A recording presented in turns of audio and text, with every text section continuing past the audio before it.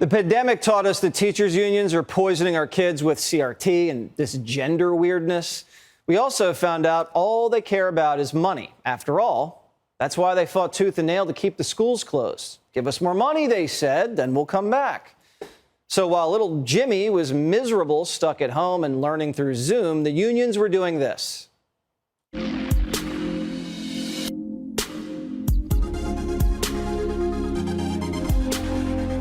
Make it make sense. Safety is essential. Safe return or no return. Oh, God. So this is just one layer of a larger problem. Every year, these unions bring in millions and millions of dollars in these member fees.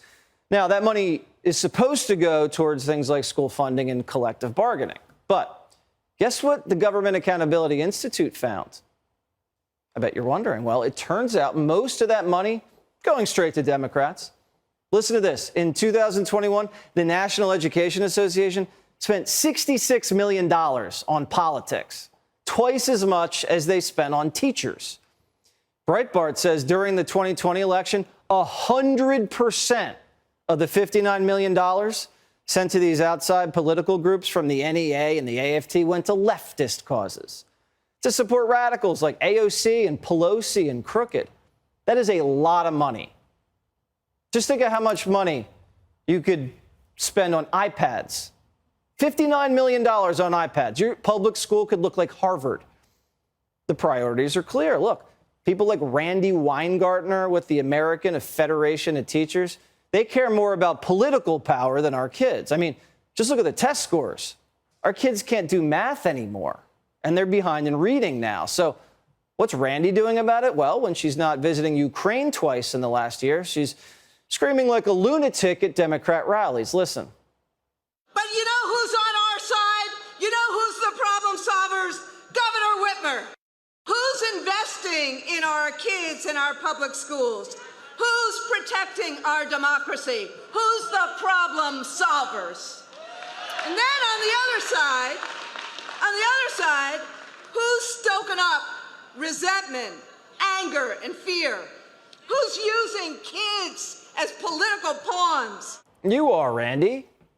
This actually is exactly what you did. You see, Randy cares a lot about politics. That's why she's traveling all around the country pushing all of these same Democrat talking points. I've watched him basically be a shill for the party that wants to cut taxes for the rich and wants to cut the hard-earned benefits that Ohioans have earned. Randy, calm down. You're making the Ohioans uncomfortable. Is it just me, or does Randy Weingartner sound like Howard Dean, not an educator? You know, I bet she's not teaching your kids about. She's probably not teaching our kids to follow the money. Peter Schweitzer is the president of the Government Accountability Institute, who ran this investigation, and he joins me now. That's a lot of moolah, so they're taking this money from the taxpayer, not spending it on the kids, and plowing it back into the Democrats' campaign war chests. Yeah, that's right, Jesse. I mean, look, we've known for a long time, for decades, that the teachers' unions tend to be left of center.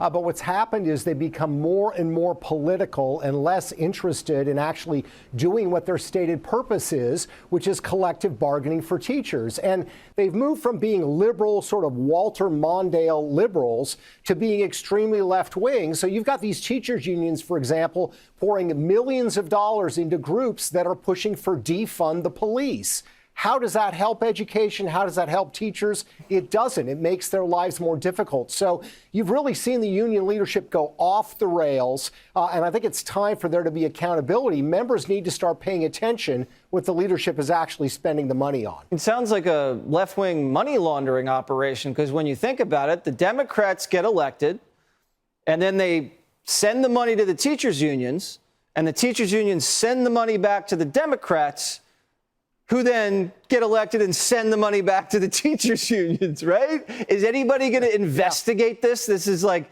it's looking like an audit needs to happen here.